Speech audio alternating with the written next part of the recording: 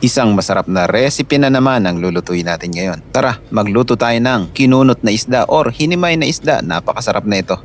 Meron nga pala akong tampalpo na isda dito. Comment down below kung anong tawag nyo sa isda na to. Arrange lang natin na maayos sa kawali. Lagyan lang natin ng sibuyas, luya, bawang, dahon ng laurel, asin, pamintang durog, suka. Takpan lang natin yan, pakuluan lang natin ng 15 minutes tapos palamigin. Prepare lang tayo ng mga aromatics. Hiwain lang natin ng ginger ng pinong-pino. Sunod na rin nating hiwain yung 4 na pirasong bawang.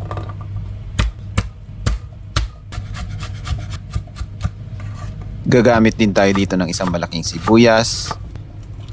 2 pirasong siling pansigang. Hiwain ng maninipis. 4 na pirasong siling labuyo, optional lang yan kung ayaw mo ng spicy. Pagkatapos, himayin lang natin yung pinaksiw nating isda. Make sure lang na himayin nyo na mabuti para walang tinik. Delikado yan. Painit ka lang ng kawali at lalagyan mo lang ng konting mantika.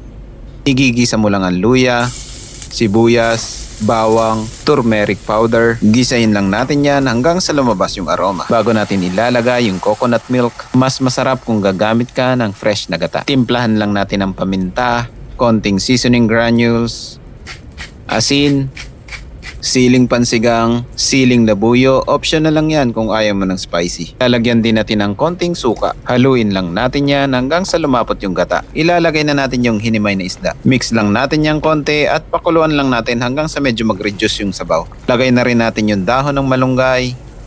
Mas maraming malunggay, mas masarap at mas masustansya.